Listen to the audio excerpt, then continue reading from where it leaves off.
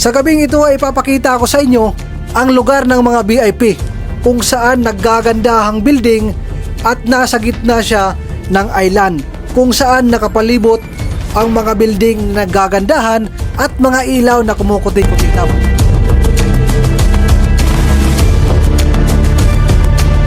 At pagkatapos ng ating 30 minutes na biyahe ay ito ang bumungad sa atin. Nandito na tayo sa ating sinasabi na naggagandahan.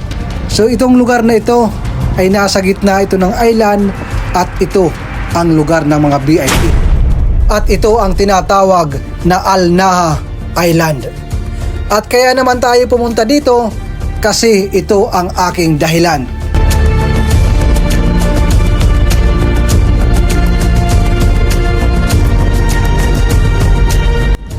So ayan, para sa inyo talaga ang view na yan. Kaya kami dito ay nagpunta.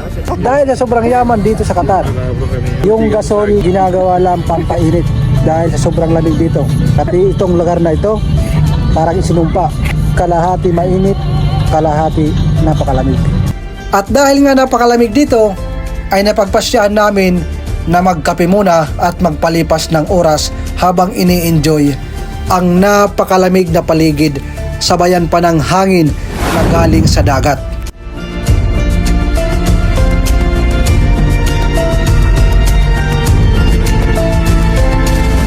At syempre, umorder na rin kami ng pizza para makakain kami kasi sa 30 minutes namin pagta-travel papunta dito ay nagutom ang aming team. Kasama ko pala si Kuya at si Ate at ang aking mahal sa buhay.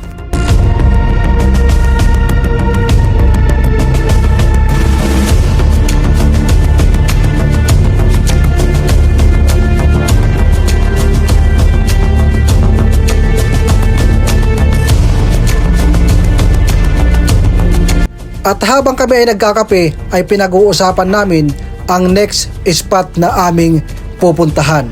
Kasi dito maraming mga lugar na napakaganda. Balak naming puntahan yung nasa likod na yan, yung Moon Hotel na yan, yung malapit talaga para makita ninyo ng malapitan. At kung nagtataka kayo kung bakit mayroong apoy sa aming kiliran, yan po ang nagsisilbing pangpainit. So hindi po yan 3D.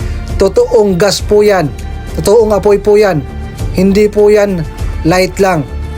Talagang sinadya yan para i-control yung lamig dito. Dahil dito sa aming paligid, lalo na pag humangin galing sa dagat, ay talagang napakalamig nga naman.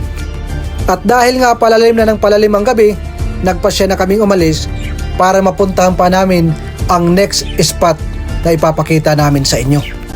At bago namin iwan ang lugar na ito, kumuha muna kami ng picture para sa aming memories. At ito na nga, tuluyan na naming linisan ang lugar na napakaganda at ang pangalawang nating spot ay sigurado magugustuhan nyo rin. Habang tayo ang naglalakbay, ipapakita ko sa inyo ang paligid at madadaanan. Kaya enjoy the view. At itong malaking Ferris wheel nga pala, dyan sa loob, ito ang tinatawag na Winter Wonderland. Napakaganda ito dyan.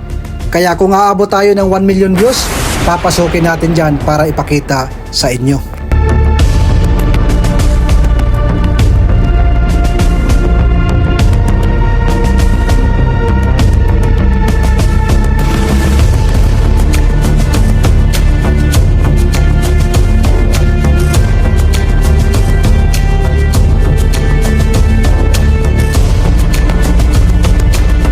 At ang pangalawa nating destination ay lalapitan natin yung Moon Hotel na inyong nakikita.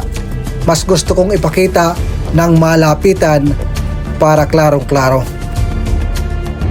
At kung kanina nabitin kayo dahil napakalayo ng building na yan, ngayon makikita nyo na ng klarong-klaro ang napakagandang Moon Hotel dito. At kahit napakalayo na natin, ay tanaw pa rin natin ang napakalayong Ferris wheel na yan. So halos magkatabi lang natin kung makikita, pero ang totoo niyan napakalayo. So nandito na tayo sa malapit sa Moon Hotel. Kitang-kita at napakaaliwalas dito at sobrang ganda. Ganda. At dito lang natin tinatapos ang video na ito. Alam kong nag-enjoy kayo sa view, pero mas lalong nag-enjoy kami. Yun lang, magandang araw sa inyong lahat at maraming salamat sa panonood.